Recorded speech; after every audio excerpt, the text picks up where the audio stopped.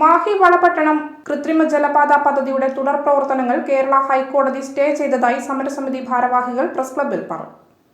കണ്ണൂർ ജില്ലയിൽ തൃപ്പങ്ങോട്ടൂർ മുതൽ വലിയന്നൂർ വരെ നൂറുകണക്കിന് കുടുംബങ്ങളുടെ കിടപ്പാടങ്ങളും ഏക്കർ കണക്കിന് കൃഷിഭൂമിയും ഏറ്റെടുത്തുകൊണ്ട് മാഹി പുഴയെയും വളപട്ടണം പുഴയെയും ബന്ധിപ്പിക്കാൻ കൃത്രിമമായി ജലപാത നിർമ്മിക്കാനുള്ള സർക്കാർ പദ്ധതി കേരള ഹൈക്കോടതി സ്റ്റേ ചെയ്തതായി സമരസമിതി ഭാരവാഹികൾ പ്രസ് ക്ലബ്ബിൽ അറിയിച്ചു.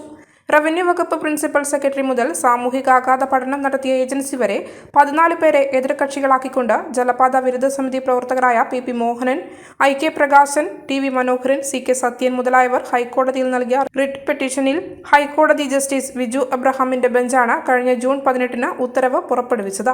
കണ്ണൂർ ജില്ലയിൽ 56 കിലോമീറ്റർ നീളത്തിൽ ഭൂമി ഏറ്റെടുത്ത് 40 മീറ്റർ വീതിയിൽ ജലപാതയും ഇരുഭാഗത്തും 10 മീറ്റർ വീതിയിൽ റോഡും എന്നതായിരുന്നു പദ്ധതി. സ്വകാര്യ പൊതുപങ്കാളിത്ത പദ്ധതി നടപ്പിലാക്കുമ്പോൾ പാലിക്കേണ്ട കേന്ദ്ര സർക്കാരിന്റെ 2013 നിയമത്തിലെയും സംസ്ഥാന സർക്കാരിന്റെ 2015 നിയമത്തിലെയും വ്യവസ്ഥകൾ പാലിക്കാതെയാണ് സർക്കാർ പദ്ധതിയുമായി മുന്നോട്ട് വന്നത്. ഇത്തരം പദ്ധതികൾക്ക് മുന്നോടിയായി തയ്യാറാക്കേണ്ട വിശദമായ പ്രൊജക്ട് റിപ്പോർട്ടോ പ്രാഥമിക റിപ്പോർട്ടോ തയ്യാറാക്കാതെയും പരിസ്ഥിതി ആഘാത പഠനമോ സാമ്പത്തിക വിശകലനവും നടത്താതെ അർഹതയില്ലാത്ത ഒരു സ്വകാര്യ ഏജൻസിയെ ഏൽപ്പിച്ചും നടത്തിയ വികലമായ സാമൂഹിക ആഘാത റിപ്പോർട്ടും ഇതിൽ മേൽ നടത്തിയതായി പറയപ്പെടുന്ന വിദഗ്ധ സമിതിയുടെ ആധികാരിക റിപ്പോർട്ടുമാണ് രേഖയായി സർക്കാർ അംഗീകരിച്ചിട്ടുള്ളത്. ഒരിക്കലും ഫലപ്രാപ്തിയിലെത്താത്ത ഈ പദ്ധതിയുടെ പേരിൽ കോടിക്കണക്കിന് രൂപ സർക്കാർ ഇതിനകം ചിലവാക്കിയെന്നും ഭാരവാഹികൾ പറഞ്ഞു. വാർത്താ സമ്മേളനത്തിൽ പി മോഹനൻ, TV മനോഹരൻ, രാജൻ കോരമ്പേത്ത്, KV ചന്ദ്രൻ, ഉമേഷ് ബാബു, രമേശൻ കൊറ്റൻകുന്ന് തുടങ്ങിയവർ പങ്കെടുത്തു.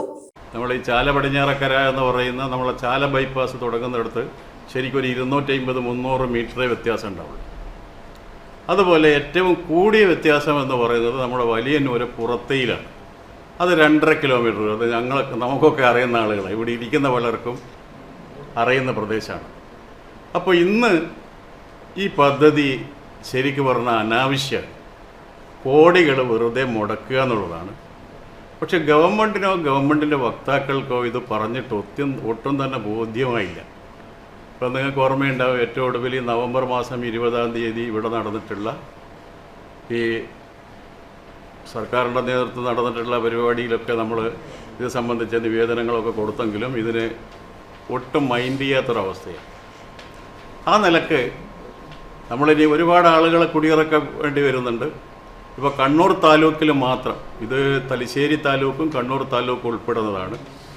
MLA-മാരായിട്ടുള്ള KP മോഹനൻ, നിയമസഭാ സ്പീക്കർ ശ്രീ ശംഷീർ, ബഹുമാന്യനായ മുഖ്യമന്ത്രി ശ്രീ പിണറായി, അതുപോലെ ഇപ്പോൾ മന്ത്രിയായിട്ടുള്ള കടന്നപ്പള്ളി, ഇവരുടെയൊക്കെ കോൺസ്റ്റിറ്റ്യുവൻസിയിലാണ് ഇത് വരേണ്ടത്. അതിലിടയ്ക്ക് നമ്മൾ ഈ എല്ലാ MLA-മാരെയും പേഴ്സണലായിട്ട് സമീപിച്ചിരുന്നു. അതിൽ ദൗർഭാഗ്യകരമെന്ന് പറയട്ടെ, നമ്മളെ സ്പീക്കർ ശ്രീ ശംഷീർ ഒഴിച്ച് ബാക്കി ആരും ഇതിനെ സംബന്ധിച്ച് പരിഗണിച്ചിട്ടില്ല. അപ്പോൾ മുഖ്യമന്ത്രീൻ്റെ ഓഫീസിൽ നിന്ന് ഇപ്പോൾ സാധാരണ നമ്മളൊരു നിവേദനം കൊടുത്താൽ തരുന്നൊരു മറുപടി ഉണ്ടല്ലോ, നടപടിക്കായി ഡിപ്പാർട്ട്മെൻറ്റിന് അയച്ചു കൊടുത്തിരിക്കുന്നതെന്ന്. അങ്ങനെ ഒരു മറുപടി കിട്ടിയിട്ടുണ്ട്. എന്നാൽ ഇങ്ങനൊരു സംഭവം നടന്നതായിട്ട് ഇതിൻ്റെ മേജർ പോർഷൻ ഉൾക്കൊള്ളുന്ന ഈ നമ്മളെ ബഹുമാന്യനായ കടന്നപ്പള്ളിയുടെ ഓഫീസിൽ നിന്നോ അല്ലെ ഇതിൽ നിന്നോ ഇതിൻ്റെ ഒരു എക്നോളജ്മെൻറ്റ് പോലും തന്നിട്ടില്ല. അതാണ് സ്ഥിതി. ഏറ്റവും ഒടുവിൽ ഈ നവകേരള സദസ്സിൻ്റെ ദിവസം പാനൂരിലൊരു പൊതുയോഗം വെച്ചിട്ട് നമ്മൾ സാമാന്യ രീതിയിൽ ഒരു രാഷ്ട്രീയ നേതാവിനെയൊക്കെ പറയാൻ പറ്റുന്ന ഭാഷയിൽ പൊതുയോഗത്തിൽ പറഞ്ഞപ്പോൾ KP മോഹൻ MLA ഒന്ന് അനങ്ങിയില്ല. ഇതാണ് അതിൻ്റെ പൊതുവായിട്ടുള്ള സ്ഥിതി. ആ നിലയ്ക്ക് ഇത് തടയണമെങ്കിൽ ഇനി കോടതിയെ സമീപിക്കൽ മാത്രമേ നിവൃത്തിയുള്ളൂ എന്ന് കണ്ടതിൻ്റെ പേരിൽ നമ്മൾ ഇതിനെ ഈ ജലപാത വിരുദ്ധ സമരസമിതി എന്നൊരു സമിതിയുണ്ട്. ആ സമിതിയുടെ പേരിൽ നമ്മൾ ബഹുമാനപ്പെട്ട ഹൈക്കോടതിയെ സമീപിച്ചു. ഒരു റിട്ട് പെറ്റീഷൻ ഫയൽ ചെയ്തു.